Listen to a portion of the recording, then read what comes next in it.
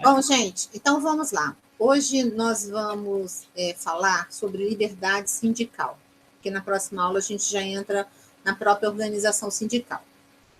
O que acontece? Quando a gente viu lá sobre a OIT, nós vimos que a frente, né, de debate, o postulado básico da OIT é justamente o que ele fala, o princípio da autonomia. Eu falei para vocês que os autores, de uma forma geral, ou às vezes até a própria OIT, eles confundem liberdade com autonomia sindical, não é isso?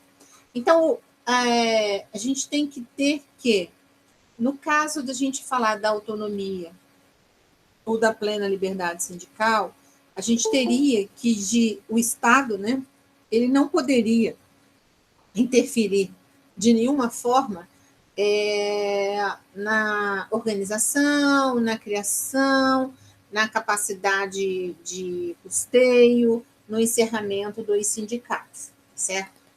E então a gente tem aí, de um lado, a plena, né, segundo a OIT e os defensores da plena liberdade sindical, a não interferência estatal, que é quando eles falam que a gente, então, teria essa condição, né, de se organizar, de se manter, de se criar, sem que a gente tivesse nenhuma intervenção do Estado ou de qualquer outro ente, a não ser daquelas pessoas que realmente, né, querem estar estabelecendo a regra da criação do sindicato. Então, por exemplo, no Brasil seria categoria econômica, né, e categoria profissional. A gente trabalha, então, com base territorial e com categoria. Só que, dentro desse contexto, a primeira coisa que a gente tem que fazer, que a gente não fez até agora, é dar uma lida no artigo 8º da Constituição. Eu vou pedir o Jefferson. Está enxergando aí, Jefferson?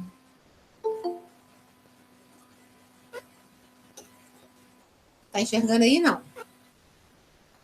Ou então você pode pegar também aí na sua CLT o artigo 8º para você ler para a gente? É para ler o 1 e o 2? Não, vai ler inteiro. É porque... Peraí, deixa eu até colocar para baixo. Só um minutinho. Só um segundinho. Eu vou colocar tudo numa folha só. Deixa eu aceitar mais uma pessoa aqui. Peraí. Pode ler. A gente vai ler o artigo 8º da Constituição, que eu falei para vocês que hoje é a base de quando a gente fala das questões coletivas e sindicais, né?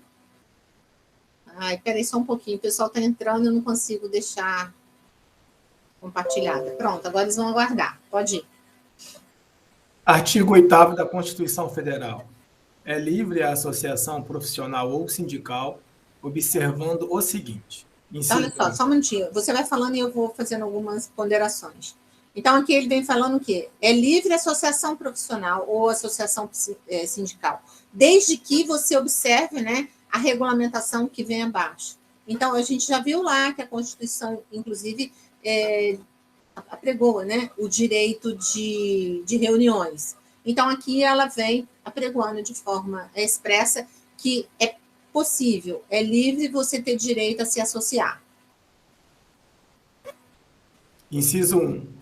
A lei não poderá exigir autorização do Estado para a fundação de sindicato, ressalvado o registro no órgão competente, vedadas ao poder público a interferência e a intervenção na organização sindical. Tá, então só um minutinho. O que acontece? Quando ele fala que a lei não pode exigir autorização estatal, é o que eu já tinha comentado com vocês sobre a questão, né? Antes de 88, nós tínhamos o que nós denominávamos carta sindical, tá? Então, para que um sindicato tivesse existência, necessariamente ele tinha que ter a autorização do poder público. Então, antigamente, através do Ministério do Trabalho, havia a expedição da carta sindical, aonde, então, né, nós tínhamos a criação do sindicato. A partir daqui, o Estado não interfere mais, né? Então, já diminui uma das condições impeditivas, por exemplo, de a gente assinar a Convenção 87, né, da OIT, que a gente comentou com vocês, que o artigo 8º, ele vem se baseando toda nela, mas até hoje o Brasil não pôde ratificá-la, né? Mas, pelo inciso 1, em tese, o Brasil poderia ratificá-la hoje perante o nosso ordenamento jurídico, que não haveria conflito.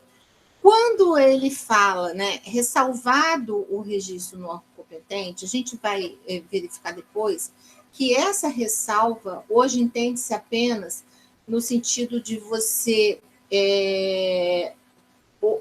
hoje, quando ele fala no registro competente, hoje o registro é feito como qualquer outra, né, associação, tá?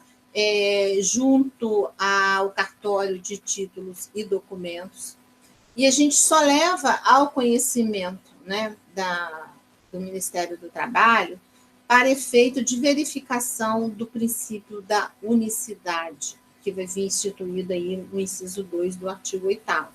Então, hoje eu não preciso mais da autorização do Estado para que eu tenha, né, existência, tá?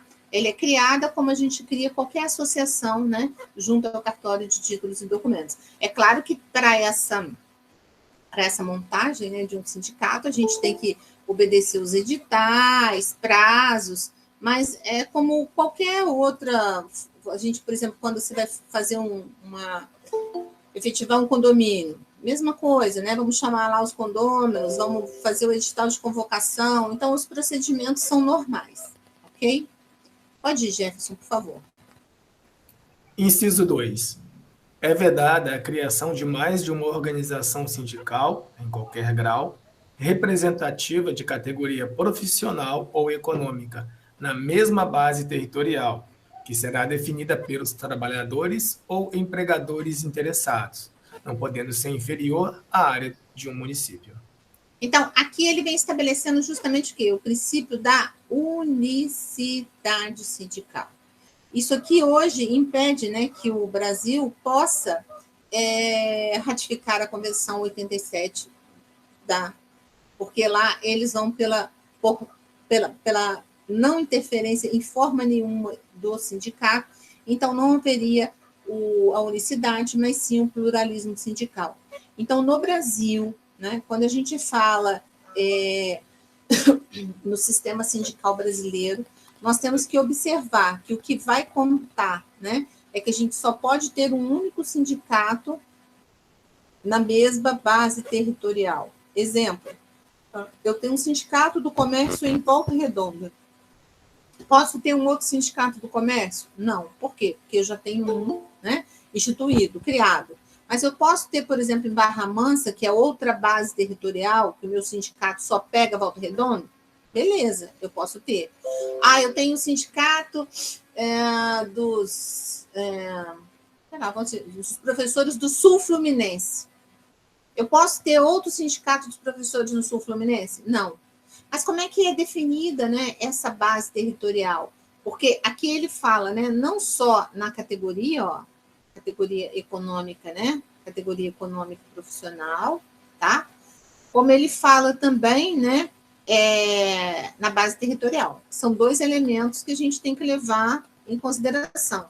Como eu acho que na aula passada eu até comentei para vocês, se eu tenho uma área limítrofe entre Volta Redonda e Barra Mansa, o que está em Volta Redonda é Volta Redonda, o que está em Barra Mansa é Barra Mansa. O fato de eu estar ali, né, no meio, eu não posso aplicar, por exemplo, uma norma coletiva que foi instituída da base territorial daqui. Então, isso é importante para a gente verificar o quê?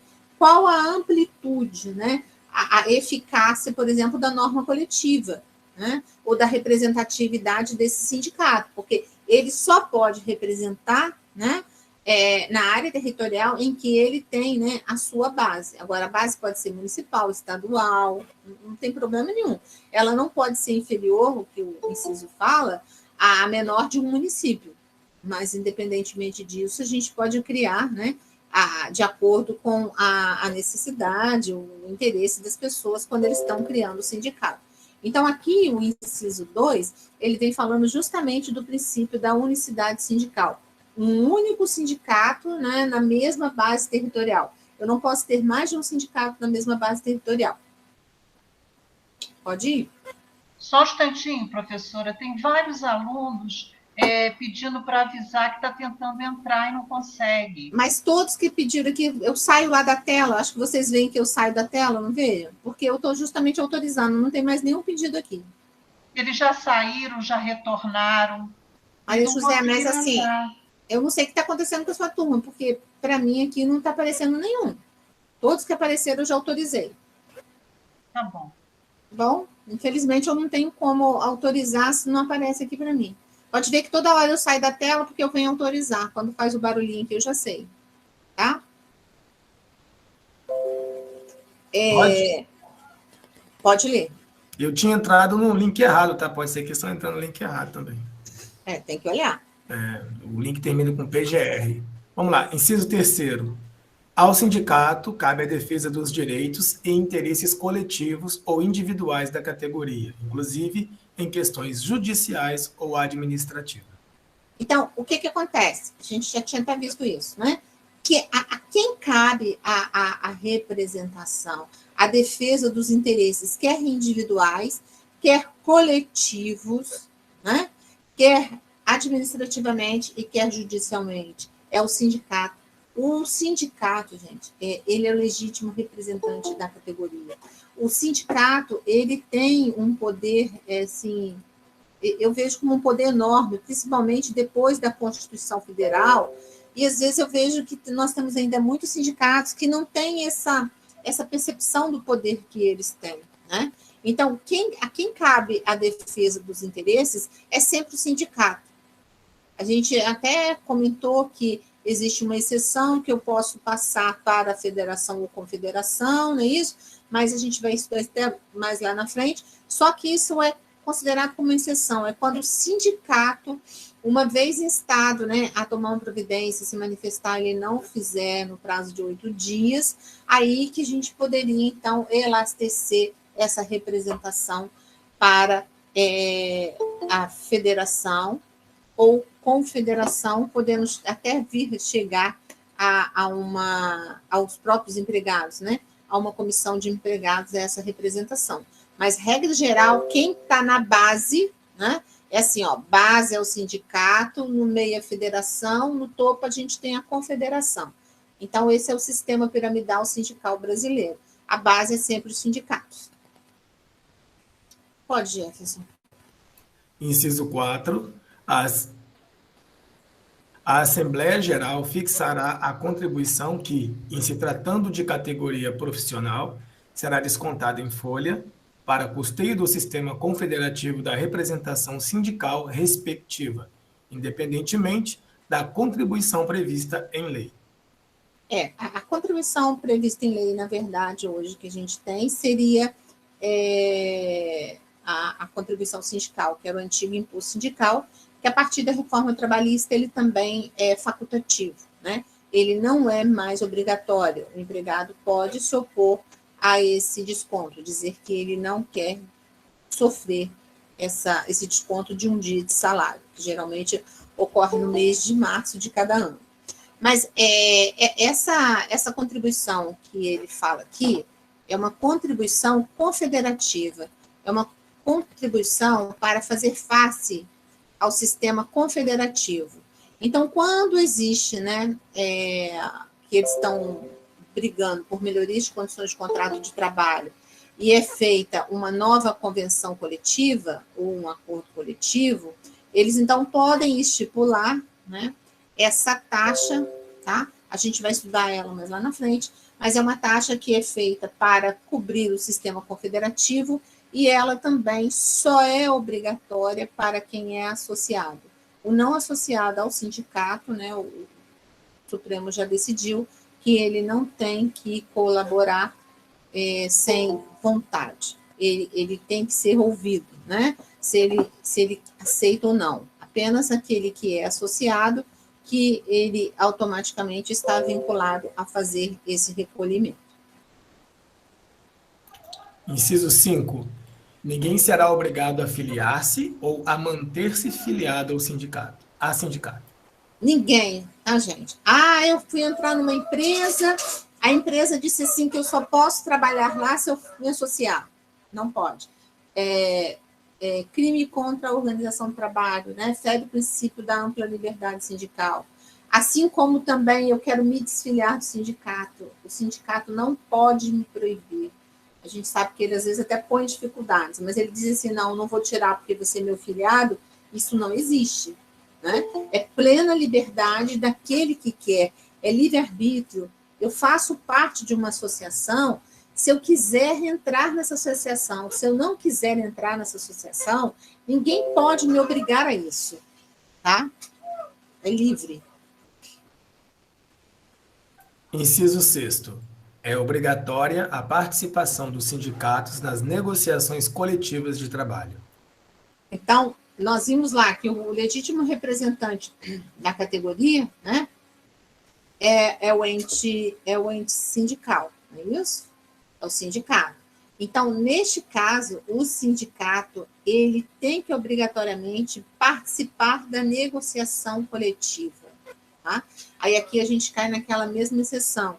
Caso ele não se manifeste 8 dias, pode passar para a federação não se manifestando, pode passar para a confederação não se manifestando, pode voltar a um grupo de empregados. Isso é exceção. Eu não conheço, assim, tem alguma experiência nessa área sindical, nunca vi um sindicato, né, se recusar, tá?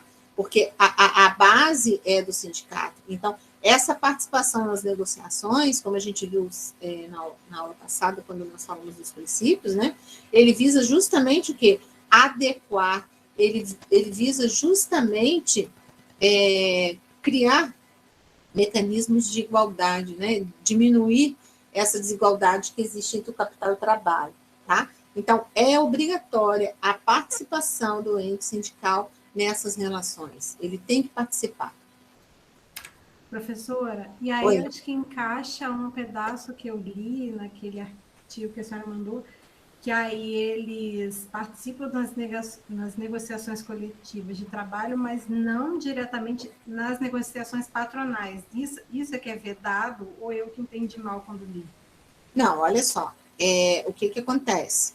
Se nós estamos falando de negociação coletiva, aí eu estou falando, por exemplo, de um acordo coletivo entre empresa e sindicato, aí vai ser a empresa de um lado e o sindicato do outro. Se estou falando numa convenção coletiva, vai ser sempre de sindicato para o sindicato.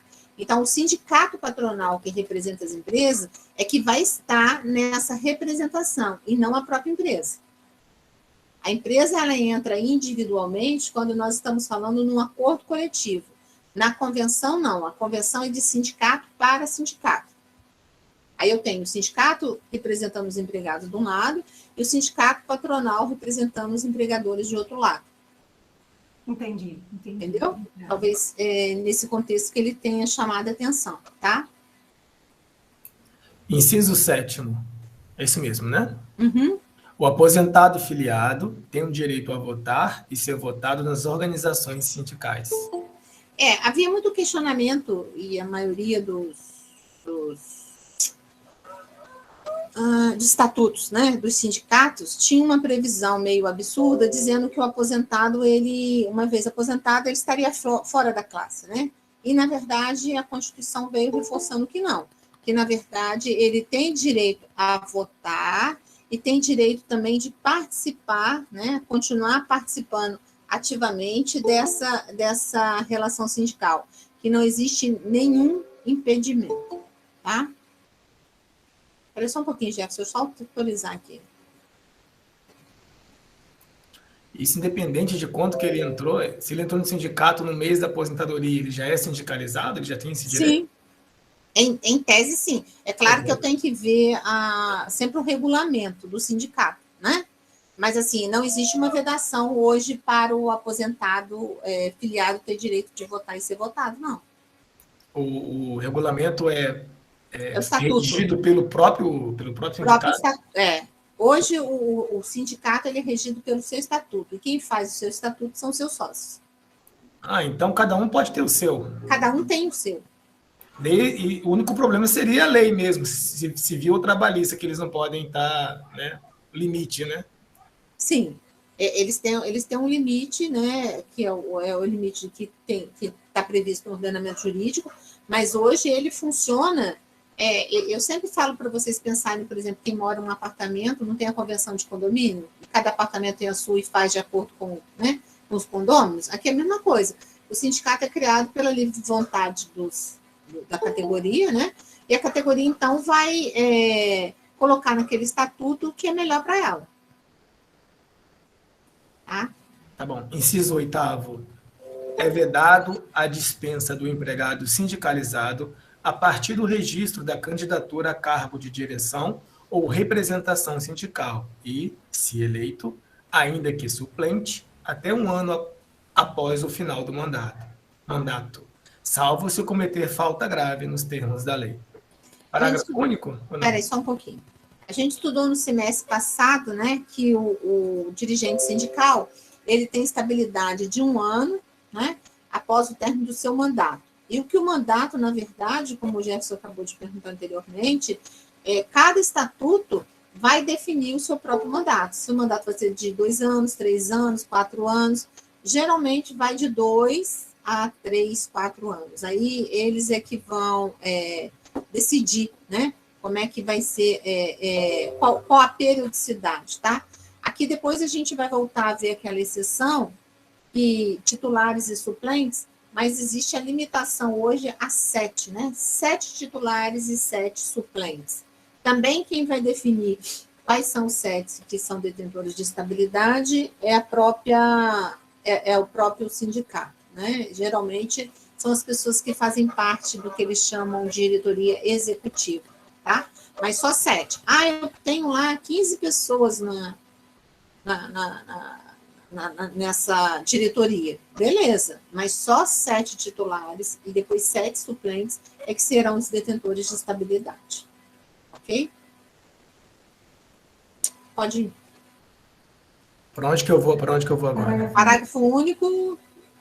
As disposições deste artigo aplicam-se à organização de sindicatos rurais e de colônias de pescadores, atendidas as condições que a lei estabelecer. A gente não tem diferença, né, para efeito sindical sobre o sindicato rural, o sindicato urbano, tá? Para a gente ele tem a mesma propriedade e também tem a mesma importância, né? A gente não tem uma diferenciação em relação a isso, tá? Então, quando a gente fala nos princípios estabelecidos no artigo 8º, gente, eu quero que vocês entendam o seguinte: o artigo 8º, na sua base, ele vem trazendo as recomendações, né, da OIT. Só que ele não pôde ainda, né, chancelar para que ela faça parte do nosso ordenamento jurídico por conta do princípio da unicidade. Antes da reforma trabalhista, nós também tínhamos a questão da contribuição sindical, que era obrigatória, né? Todos os empregados, no mês de março, tinham que recolher um dia de salário, que o pessoal costuma chamar que é o dia da viúva, junto das empresas, né? Mas hoje, como ele se tornou facultativo, o maior empecilho que nós temos é em relação, então, à questão da unicidade sindical, tá? Voltando um pouquinho na Convenção 87, já que nós estamos falando em liberdade sindical, né? A base da Convenção 87 é justamente a proteção ao direito sindical, assim como a plena, né, e restrita, pleno no sentido de pleno mesmo, liberdade dos sindicatos quanto à sua criação, constituição, administração, fonte de custeio, dissolução, ele não ter qualquer tipo de gerência. Então, essa convenção, ela tem como base, né, como ponto básico, 4 garantias. Por isso é que muitas vezes eles confundem, né, misturam, vamos dizer assim, a liberdade sindical com a autonomia sindical. Primeiro, ele fala no pleno direito de se fundar o sindicato, ou seja, no momento em que ele é criado pelo anseio, ele deve respeitar o anseio daqueles que querem o criar, sem nenhuma vinculação, né, de qualquer outra natureza. Outra garantia é o direito de administração do sindicato. O sindicato poder o sindicato se administrar, né, de acordo com a sua plena liberdade, né, ele estabelecendo no seu estatuto aquilo que é melhor para ele em termos de garantias, em termos de necessidades, e isso ser respeitado na sua literalidade, né? Ele passa a ser constituído como lei entre as partes, certo? Não intervenção do Estado. O sindicato, ele, tanto da sua fundação, quanto da sua administração, quanto do seu encerramento, ele não ter por parte do Estado nenhuma ingerência. Nós, né, por conta do princípio da unicidade sindical, que vem estabelecido lá, né, no artigo 8º, inciso 2, não é isso, Jefferson, que a gente viu? Ele fala, então, na unicidade. Quando ele fala aqui, né, na unicidade sindical, ele, na verdade, ele está estabelecendo o quê? Olha, eu não tenho como ratificar a Convenção 87 da OIT, porque eu não tenho plena. Eu tenho um sistema que ele não é pleno, ele é um sistema intervencionista, porque, de alguma forma, o Estado vem e intervém nessa relação. Ele vem dizendo, olha, você tem que seguir essa regra, e essa regra é necessária. Então, é uma forma de intervenção. Voltando um pouquinho ali na Convenção 87, né, além dele falar das questões do sindicato em si, ele também fala na autonomia que eu tenho de me associar ou me desvincular, né, do sindicato no momento em que eu tiver vontade. Me associei hoje, amanhã não quero mais, vou lá e vou pedir para sair, e o sindicato não pode, né, nem o sindicato, nem a empresa, nem o Estado, nem ninguém pode me obrigar a permanecer, tá, dentro dessa condição, ok? Então, gente, não esqueça, porque, inclusive, eu já vi cair em várias provas. A Convenção 87 da OIT não foi, até hoje, pelo menos, né, a reforma trabalhista deu uma melhora de possibilidade dela ratificar, mas por conta da unicidade sindical, ela ainda não foi ratificada. Tá? Então, a gente tem uma convenção que o Brasil praticamente adotou ela como base no artigo 8º da Constituição, mas até hoje ela não pode ser ratificada. Então, quando a gente está falando sobre liberdade sindical, na verdade, o que acontece? A gente tem a observância do artigo 511 da CLT, né? Então, constituir livremente o sindicato, tá?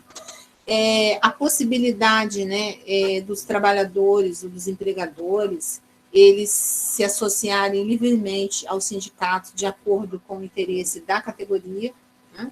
Lembrando que aí nós temos a categoria profissional e a categoria econômica. Quando a gente fala em categoria profissional, eu estou falando em empregado, e econômica, estou falando em empregador. Tá? E também a gente estabelecer, né, que a Constituição, ela garante ao servidor público civil o direito de associação sindical. O direito de associação sindical, ele tem, tá? Depois nós vamos ver outras considerações, mas só verificando a possibilidade que nós temos de fazer parte, né, de uma categoria, tá? E essa categoria, então, ser respeitada na sua integralidade. Então, o artigo 511, ele possibilita justamente a criação das associações. Okay? E ele fala, inclusive, na questão da similitude, né? Porque quando a gente vai criar, por exemplo, uma federação, eu vou fazer uma federação de indústria, uma confederação de indústria, aí a gente pega outras categorias profissionais. Uma outra coisa que a gente comentou muito rapidamente, não na aula de hoje, é a questão da categoria profissional diferenciada, né? Geralmente, aqueles empregados que têm profissão regulamentada, e tem o estatuto, né, no caso profissional, de acordo com a profissão regulamentada, eles entram, então, dentro das categorias profissionais diferenciadas, tá? Então, a gente tem a categoria dos empregados, empregadores e a categoria diferenciada. Então, por exemplo, você pega numa empresa como CSN, aí você tem lá, né, a base de lá, como a gente segue a regra, né, do objetivo social da empresa, lá todo mundo é metalúrgico, tá?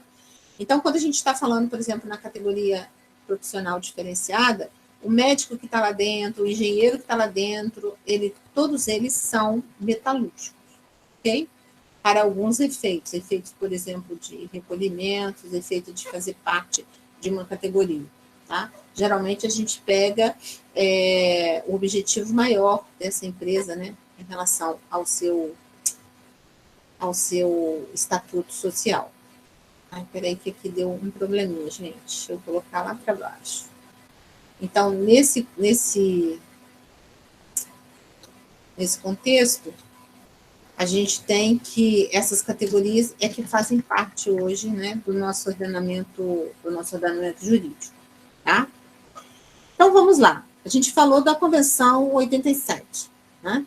Só que a gente também não pode esquecer da Convenção 98 da OIT. Ela é de 49, foi ratificada pelo Brasil em 1952. Nós vimos que o objetivo maior dessa convenção, né, ele vem principalmente falando na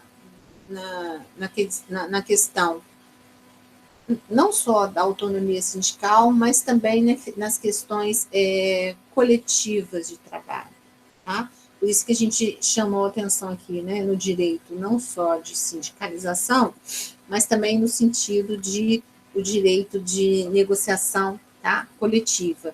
Ela foca bem também a questão da negociação coletiva, porque ela vem falando justamente na limitação, né, que ele chama até de intromissões recíprocas entre trabalhadores e empregadores.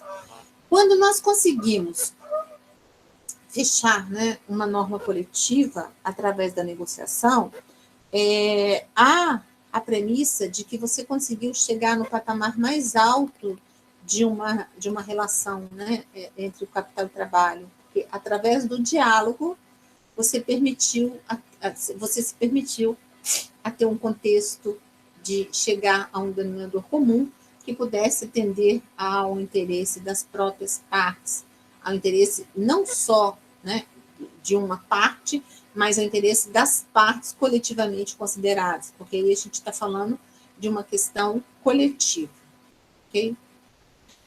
Quando a gente fala na classificação da liberdade sindical, isso aqui, tá, gente? Eu estou dando de uma forma geral. Por quê? A gente já sabe que de autor para autor isso pode ser, né, alterado, tá bom? Então, estou falando assim de uma classificação mais ou menos doutrinária que os doutrinadores se utilizam de uma forma geral, tá? Então, eles separam essa liberdade sindical segundo o indivíduo, segundo o grupo e segundo o Estado. Quando a gente está falando da liberdade sindical segundo o indivíduo, quer dizer, o indivíduo sou eu, é cada um de per si, né? É cada um dos indivíduos que compõem aquela coletividade, que compõem aquele grupo de trabalhadores, ou aquela, né, que compõem aquelas empresas. Então, segundo o indivíduo, ele está falando o quê? É o direito que eu tenho, né, enquanto um direito individual meu, de entrar e sair do sindicato livremente a hora que eu quiser, sem que isso me seja vedado, né? Se vedado, seria um crime contra a organização do trabalho, porque é um direito meu, está previsto, inclusive, o Jefferson leu lá para a gente, na Constituição de 88. A Constituição de 88, ela traz expressamente essa possibilidade, né? Essa característica. Então, isso em relação ao indivíduo. Em relação ao grupo profissional, aí eu estou falando o quê? Aí eu já estou falando especificamente do grupo, não mais o meu direito individual, mas o direito enquanto grupo. No direito enquanto grupo, a gente já mencionou. Eu posso que eu tenho o direito, dentro da liberdade sindical, de fundar o sindicato, de estabelecer quais são as regras que vão vigorar, né, as regras internas que vão vigorar para aquele sindicato, e, consequentemente, vai ditar como é que vai ser o modus operandi desse ente sindical, né? Qual vai ser a minha relação ou a minha fonte de custeio em relação aos meus sindicalizados? O que o sindicalizado tem de direito, o que ele tem de dever, o que ele tem de penalidade caso não se cumpra, né, aquilo que foi estabelecido. Eu tenho autonomia privada coletiva, que nós vimos na aula passada, e está previsto também aí no artigo 8º da Constituição, quando ele fala o quê? Os sindicatos, necessariamente, eles, além de representarem, eles também têm que participar das negociações. Então, quando a gente fala na autonomia privada coletiva, nós estamos falando o quê? Esses entes coletivos, né, que representam lá os indivíduos, eles vão negociar, eles vão estabelecer quais são as normas, né, coletivas que vão vigir para aquela relação, que vão vigir para aquele grupo econômico. E, consequentemente, aquelas normas nós já vimos que, uma vez estabelecidas, né, preenchido o prazo que está na lei, ela passa a ter eficácia e, consequentemente, ela passa a fazer parte do nosso ordenamento jurídico. Tá? E no grupo profissional ainda, ele fala de criar os órgãos superiores, né? Na verdade, os órgãos superiores aqui, a gente tem as federações e as confederações. Lembrando sempre, gente, base, sindicato, no centro, né, no meio, a gente tem as federações, no ápice a gente tem as confederações, tá? Depois a gente vai voltar mais um pouco sobre isso. Em relação à liberdade sindical, mas focando aqui o Estado, né? O Estado não pode interferir, porque se ele interfere, né, se existe essa intervenção, consequentemente, nós deixamos de ter a plena liberdade sindical e passamos a ter um sistema intervencionista. Né? Há necessidade também de que o Estado integre com os sindicatos. Por quê, gente? Porque nós estamos falando, né, de pessoas que vivem em uma sociedade, e é claro que o ente sindical ele precisa de dialogar com o Estado, porque ele precisa de ver meios de capacitar aqueles empregados, ele precisa, às vezes, do apoio do Estado para lançar alguma política, né, que seja uma política assistencialista.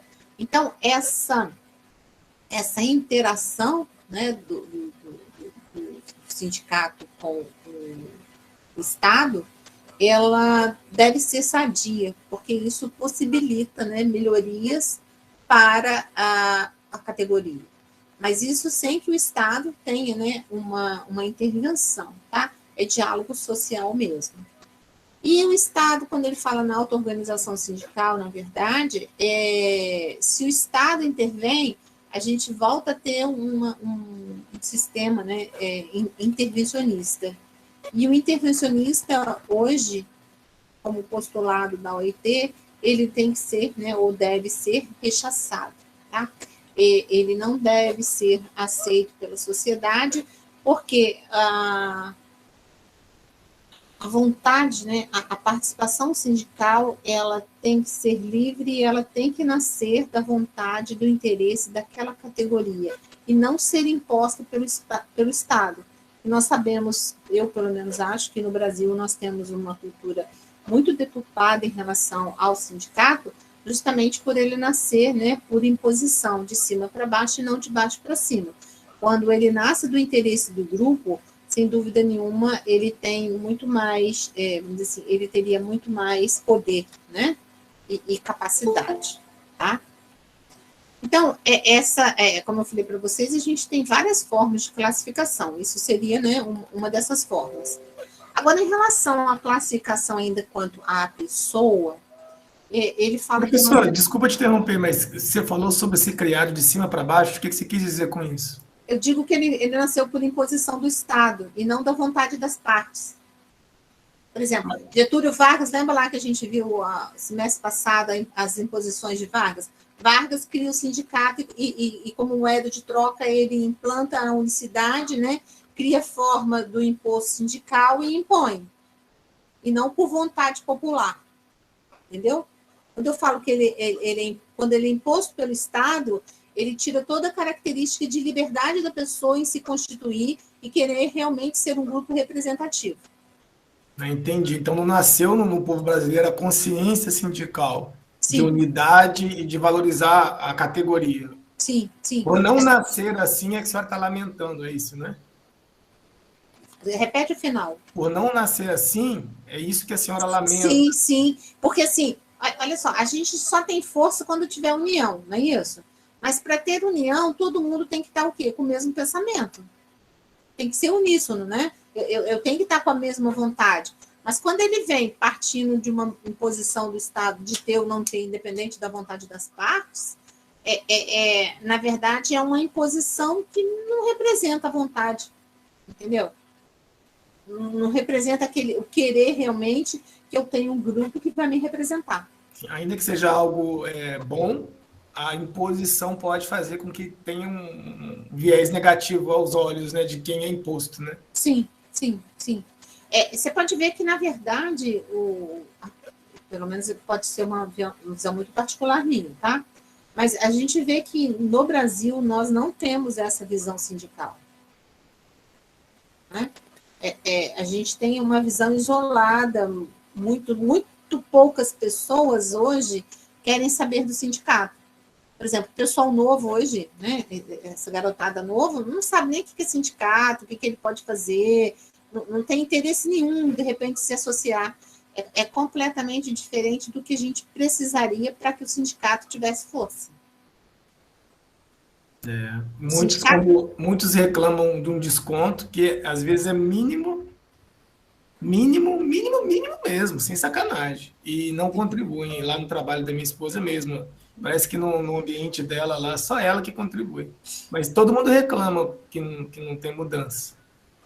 E agora a gente está com um problema muito grande. Quer dizer, eu não posso dizer que é um problema, tá? Tô falando, a gente está com uma realidade, vou consertar minha verbalização, a gente está com uma realidade muito diferente.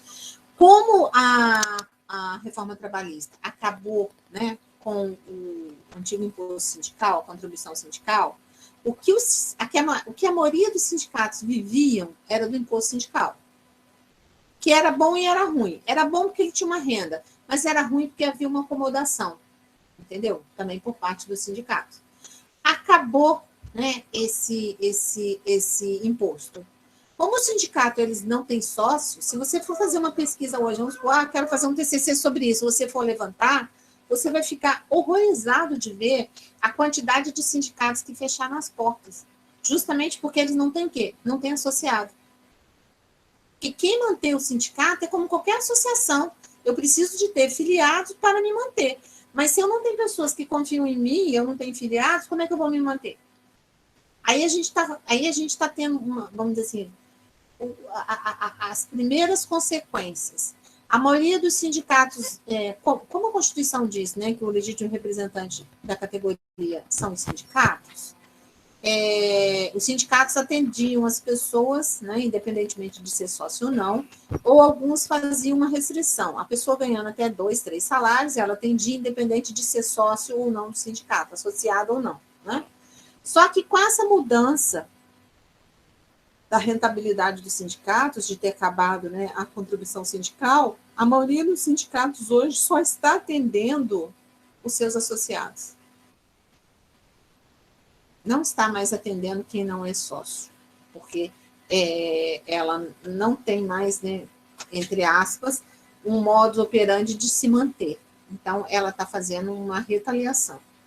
Eu não sei, sinceramente, o que o Ministério Público vai entender disso. A gente, né, ainda não teve ainda um parecer. Mas os sindicatos, de uma forma geral, só estão atendendo hoje os associados. Se você não é associado, ele não está dando, né? Antigamente dava assistência jurídica direta, agora ele só dá assistência jurídica se a pessoa for associada. Se não for, ele não dá. E aí vai para outras coisas. Eu vi uma decisão outro dia, eu achei até, assim, estranho. Estranho não, achei, assim, meio absurda, vamos dizer assim. Mas, por outro lado, também tem nexo. Como eles não têm, né, hoje a contribuição sindical passou a ser facultativa, e tem a possibilidade na CLT de você criar uma taxa assistencial, que é fixada lá na norma coletiva quando você negocia, a pessoa entrou dizendo que o sindicato, né, descontou essa taxa e ele não concordava, que foi aprovada em assembleia quando aprovou o aumento da categoria, né, fechou a norma coletiva. Aí ele entrou com a ação. O juiz deu uma sentença dizendo que, já que ele não concordava com o pagamento, ele também não poderia ser beneficiado pelo resultado da negociação. Olha só que coisa mais louca do mundo. Por quê? Por um lado, a Constituição diz o quê? Que só o sindicato que pode negociar. Eu não posso negociar sozinho, eu dependo do sindicato. Mas, se eu não contribuir com aquele valor que foi fixado na norma, o juiz entendeu também que eu não tenho o direito de me beneficiar daquela norma. Não é uma loucura? Mas, professora, a senhora acha que está errado? Não, assim, eu não acho que está errado. Mas, assim, eu também não acho que está certo, sabe? Eu não sei te explicar. Eu fico entre um e o outro, porque tudo bem que o sindicato ele tem que ter verba e ele negociou, né? Mas se eu também não tenho o direito de negociar sozinha, não é uma forma de imposição, Ana? Sim, é uma forma de imposição, mas aí cai na situação do assistencialismo também, né? Sim, você entendeu? Então, assim, é como se fosse uma faca com duas pontas, né? Você fica do lado e fica do outro. É meio complexo, mas o juiz tirou. Eu depois não acompanhei mais o processo, mas o juiz determinou que ele, então, não fosse contemplado pelos benefícios da norma coletiva. Olha só que loucura. Então, assim, a gente ainda está vendo ainda embrionariamente como é que vai ficar essa situação. É uma situação que a reforma trabalhista, para a gente, ela é relativamente nova, né? Mas é difícil mesmo, professor, porque, olha, para o outro lado, ele não participou. Não. Ele não pagou. Ele não fez nada, não votou ele lá. Ele quer só o benefício, né? Ele não quer o ônus. Beneficiar de uma coisa que ele não participou, que só existe com ele participando, né? Ou seja, depende das pessoas participarem. Aí, o malandrão vai se beneficiar da luta dos... não, isso aí tá muito inclusive, difícil. Igual a senhora falou, que muitos sindicatos fecharam por conta de falta de contribuição, de associação, enfim. É difícil para os dois lados, né? Sim. Agora, professora, oi. Em relação a esse exemplo que a senhora deu, isso esbarra em questões legais, não esbarra? É possível um indivíduo ficar fora do benefício da classe dele? É o que a gente está acabando de discutir. É a Maria José que está falando, né? A gente está acabando de discutir, Maria José. Eu estou ouvindo a discussão, eu estou pensando aqui. Sim, eu estou falando assim, é complexo, mas o problema é que o direito ele não é uma ciência exata. O juiz entendeu que, já que ele não queria o ônus, ele também não podia ter o bônus. Agora, eu concordo com você, fere a Constituição? Fere, porque a Constituição, em tese, ela diz que o legítimo representante é o sindicato. Se só o sindicato pode negociar, como é que eu não posso ser beneficiado, entendeu? Mas ó, a gente está tendo cada sentença, cada entendimento aí que só Deus na causa, tá? Porque, assim, mas é difícil, é o que a gente falou. Na verdade, a gente tem as limitações, mas as pessoas também, em regra, elas querem só os bônus, elas não querem os ônus. E o sindicato em si, ele não vive sozinho. O sindicato, ele necessita de ter os seus associados para ele poder ter legitimidade, para ele poder ter força. Ô, professora. Oi. Mas nesse caso aí, sendo que a contribuição sindical ela é facultativa, porém a negociação lá pela melhoria da classe ela é de exclusividade do sindicato, eu não creio que nesse caso a pessoa só quis o ônus. Ela não tem a possibilidade de negociar. É vedado ela a possibilidade de negociar. Então, como é que ela vai fazer? Não, é o que eu falei antes. Ela não tem como fazer. Não é que ela queira só o ônus, é que o sistema impõe a ela só o ônus. E o bônus é facultativo, não é? Então, Não, é não tem complexo, jeito. gente. É complexo. Porque se o juiz falasse para ele assim, você não pagou, você não vai receber, mas você pode lá negociar com o seu patrão, aí tudo bem, mas ele não pode negociar. Não. É proibido, é vedado a ele. Ele não pode nem ter legitimidade. Exatamente. E pagar o imposto sindical é facultativo. Sim. Então, ficou estranho, né? Não, a gente agora ficou numa situação assim, desde o momento em que realmente se bateu o martelo que com a reforma que a contribuição não era mais obrigatória, criou um vácuo muito grande aí. E realmente, assim, se vocês pegarem as pesquisas, gente, agora então com a pandemia, mais sindicatos ainda fecharam. Mais um monte, não foi pouco não. Os sindicatos pequenos e os que estão sobrevivendo agora, eles estão sobrevivendo por conta de que, na norma coletiva deles, eles estão estabelecendo aí taxa de 5, 8, 15 reais para as empresas pagarem para garantir a sobrevivência deles. As empresas? As empresas pagam por empregado, é uma taxa assistencial para eles darem assistência aos empregados. Conseguiram entendeu? convencer as empresas de pagar o sindicato para os... Um monte. Caramba, é só bom de papo, hein? Influência zero da empresa, né, no sindicato. Porque se eu acho alguma que não seja de Volta Redonda, vou para vocês. É um monte. E como as empresas querem também fechar o acordo, elas acabam contribuindo, porque elas também sabem que os sindicatos não estão aguentando. Como é que o sindicato que recebe dinheiro da empresa... Não, mas olha só, recebe como taxa assistencial para dar, por exemplo, médico, dentista ao empregado. É como se fosse cobrado uma taxa, mas em vez do empregado pagar, quem paga é a empresa. Mas esse dinheiro ajuda o sindicato a sobreviver. E não intimida o sindicato aí contra a empresa, não? Não. E eu vi um parecer do Ministério Público de um sindicato de Barra do Piraí. O Ministério Público não se opôs, não. Praticamente todos eles agora estão... Já haviam muitos sindicatos que já tinham essas taxas, mas agora a maioria fixou essas taxas. É uma situação, seria de cooperação? Eu estou pagando para você dar assistência aos meus empregados. Médico, dentista, entendeu? E eu pago essa taxa mensal. Para as empresas, eu acho que está ficando pesado, mas se você não fizer isso, dificilmente você está conseguindo fechar uma norma hoje. Professora. Oi.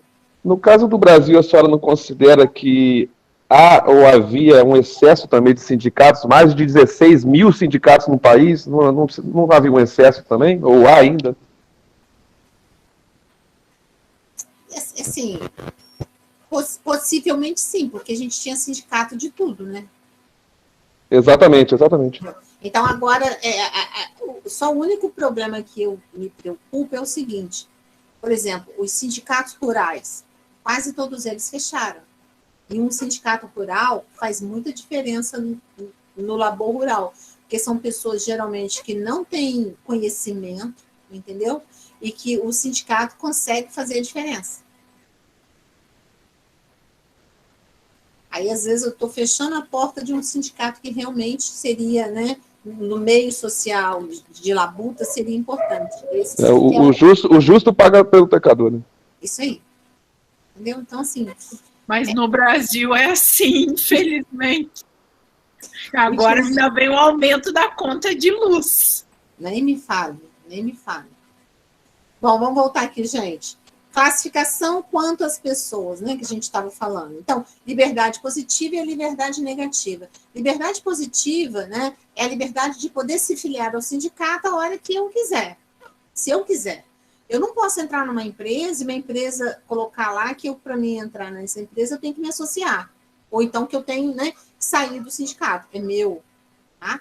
E a liberdade negativa que eles falam é o direito de eu não me sindicalizar, né, não me filiar, ou então de ocorrer a desfiliação. A desfiliação é quando eu sou filiado, eu não quero mais, né, participar daquele sindicato, então eu vou pedir para sair, né, vou pedir a minha desfiliação desse sindicato. Então, isso é que chama liberdade positiva e liberdade negativa, tá? Isso aqui também, outro dia eu vi uma norma coletiva que estavam impondo, tá? Para determinada situação, né? O empregado ter que, por norma coletiva, hein, gente? O empregado, por exemplo, só podia fazer hora extra o empregado que fosse filiado. Pelo amor de Deus, eu não sei como é que assinaram um negócio desse. Isso vai contra tudo, contra todas as regras. Como é que eu posso estabelecer numa norma coletiva que somente o empregado associado do sindicato pode fazer hora extra? Eu estou limitando o direito de ir e vir das pessoas. Eu não posso fazer de forma nenhuma nisso. Se vocês tiverem interesse, um dia, tiverem tempo, entra lá no site do Ministério do Trabalho, põe lá Sistema Mediador. Gente, vocês vão ver cada norma que só... Não sei nem dizer para vocês, tem muitas aberrações, tá? É claro que o Ministério Público também estava aí como fiscal da lei para verificar, né? Mas a gente vê que muitas coisas passam, tá? Muitas mesmo. Bom, no sistema de liberdade sindical, né? Isso também é interessante na classificação que ele faz, que eles falam que nós temos 3. O sistema intervencionista, o sistema desregulamentado e o sistema intervencionista socialista. Quando ele está falando no sistema intervencionista, é aquele que, de alguma forma, o Estado está intervindo. Ele intervém. No Brasil, por exemplo, quando a gente fala, né, na unicidade sindical, ele interviu. Tem até alguns autores que falam que quando ele estipula categorias econômicas e profissionais, também seria uma forma de intervenção. Tá? Então, a gente tem a Itália, Espanha, Portugal, Brasil, que trabalham nesse sistema intervencionista. O sistema desregulamentado, houve a ratificação total, né, da Convenção 87 aos moldes do Uruguai, aonde o quê? O Estado ele não intervém, tá, nessa relação, nessa atividade sindical. Ele não diz como é que vai ser, como é que não vai ser, as partes é que vão decidir, né, tudo que se relaciona a essa entidade sindical. Já o intervencionista socialista, ele já é mais cruel, né? Por quê? Porque, na verdade, o Estado, ele fica como se fosse um longa-manos o sindicato fica como se fosse um longa-manos do Estado, né? Quem, na verdade, vai ditar todas as regras, todas as diretrizes, toda a regulamentação, as metas, são definidas pelo Estado. Então, o Estado, ele tem plena ingerência, né? Ele intervém, mas de acordo com a vontade dele e a imposição dele. O exemplo que a gente colocou aí no caso é o regime que a gente tem de Cuba, tá bom? Então, são esses três sistemas, intervencionista, desregulamentado, intervencionista socialista. Aí, em termos de Brasil, né? A gente tem um sindicato que pode ser organizado, então, por empresas, por grupo de empresas, por categoria, por profissão, âmbito municipal, distrital, intermunicipal, nacional, estadual, desde que seja, no mínimo, a gente viu lá, o Jefferson leu para a gente, né? Um município está dentro, tá? Então, no Brasil, ele é definido por categoria e a área não pode ser menor do que um município. Aí, aqui a gente tem categoria, né, profissional, categoria econômica e a categoria diferenciada, que vai pegar aqueles profissionais, né, que tem categoria, que tem profissão regulamentada, tá? Então, no Brasil, né, se um dia alguém perguntar para vocês, nós temos um sistema intervencionista e não pudemos, até agora, ratificar a Convenção 87 da OIT, justamente por conta do princípio da unicidade, por conta do princípio da unicidade sindical, que a gente ainda tem até o momento, né, essa intervenção de alguma forma do Estado.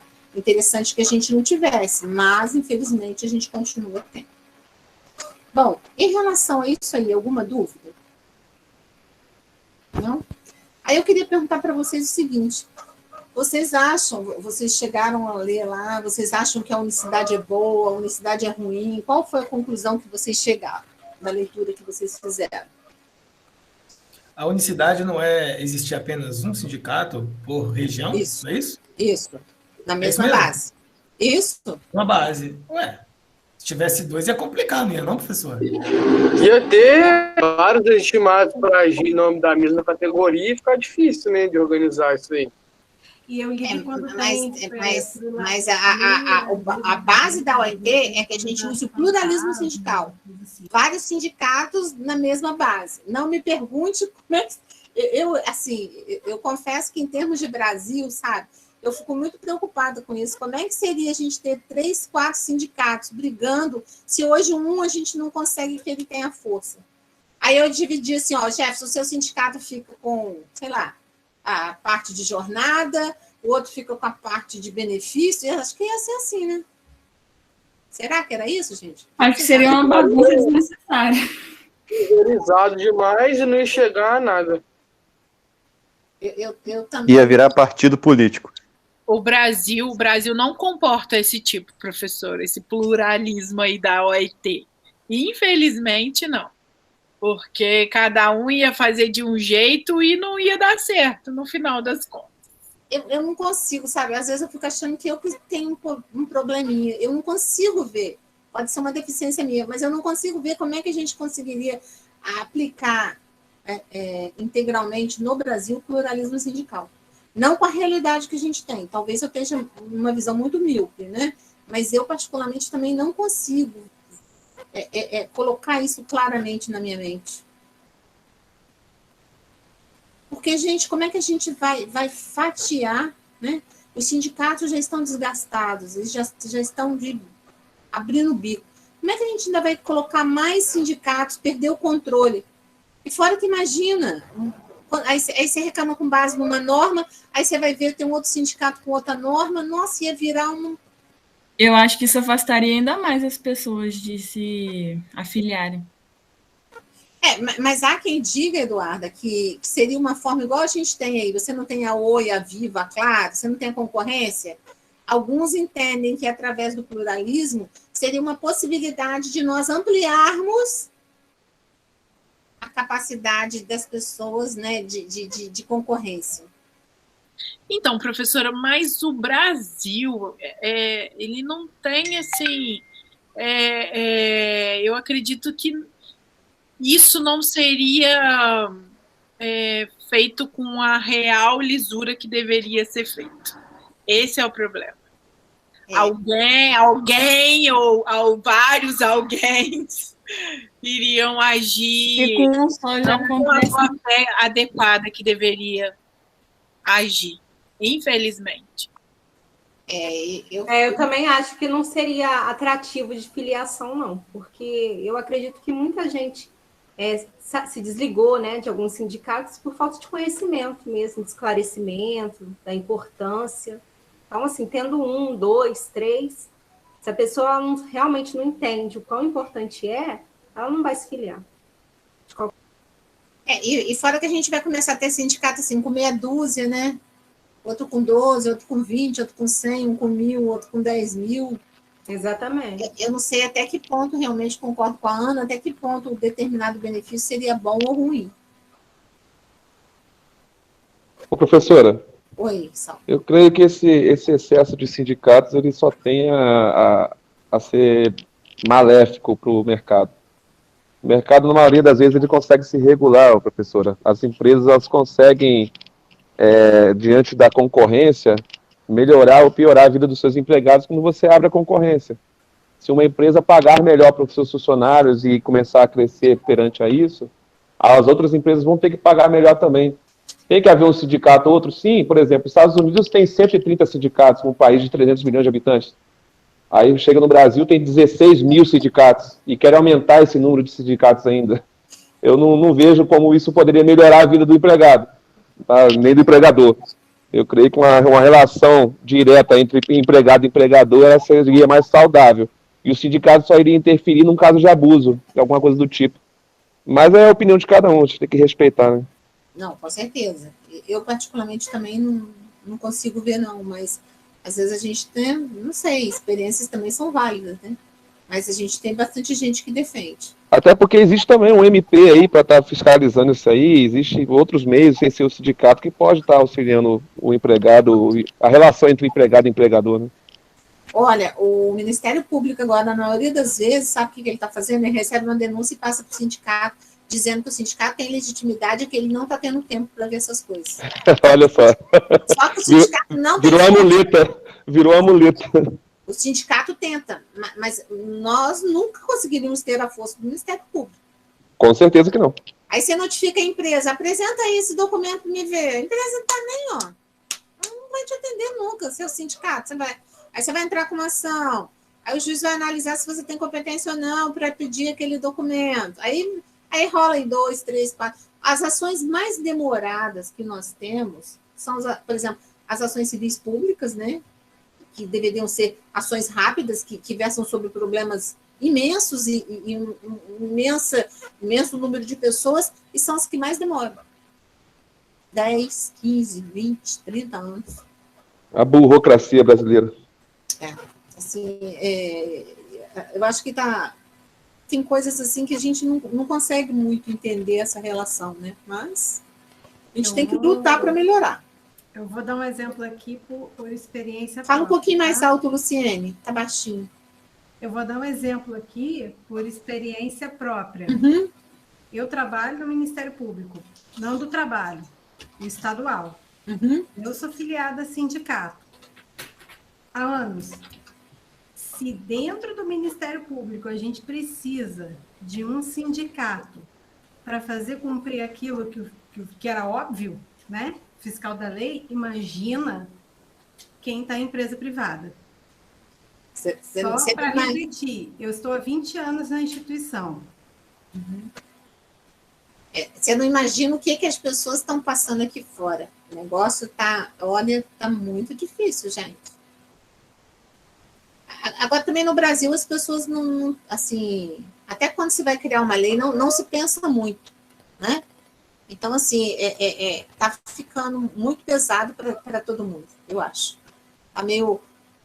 Há, às vezes, uma inversão de valores, né?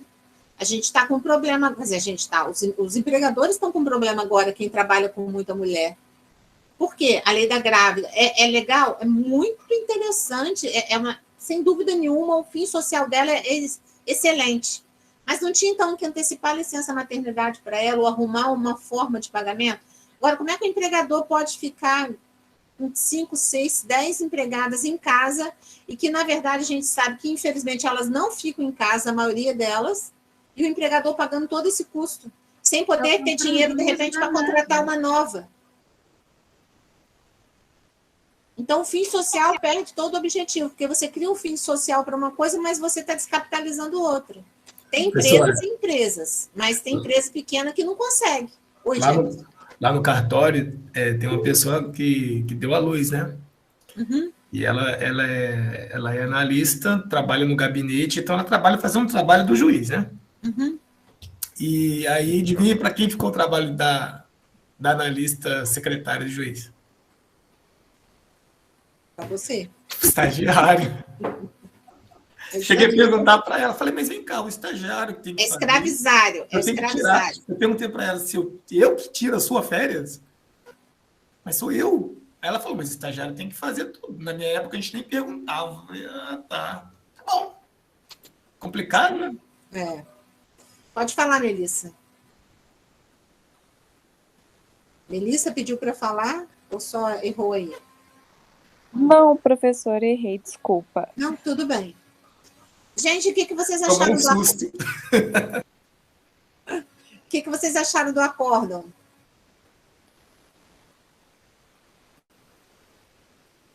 Tinha acórdão lá naqueles links, professora?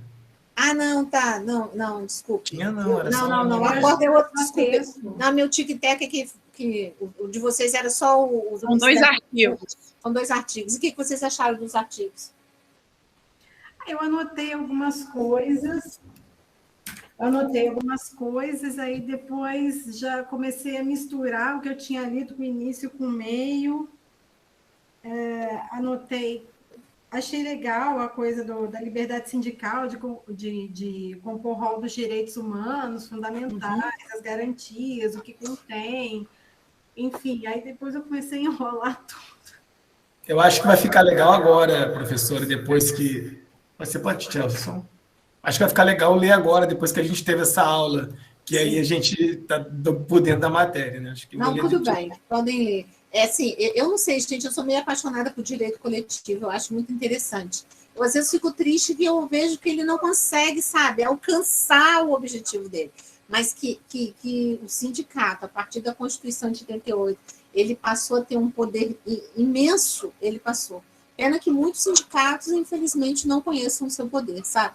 Mas ele hoje tem um poder muito grande. Bom, por hoje seria só. Próxima aula a gente vai falar sobre os sindicatos em si, tá? Organização sindical. Alguém mais quer fazer alguma pergunta? O Wilderson, Darlon, que não pergunta mais nada, tá quietinho. Gabriel já falou. Mais alguma coisa, gente? Não? Jaqueline.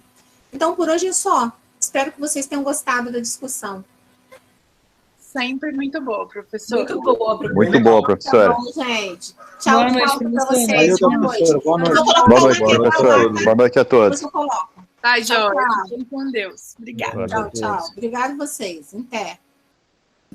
Boa noite a todos. Boa noite, Ricardo. Boa noite a todos. Boa noite, gente.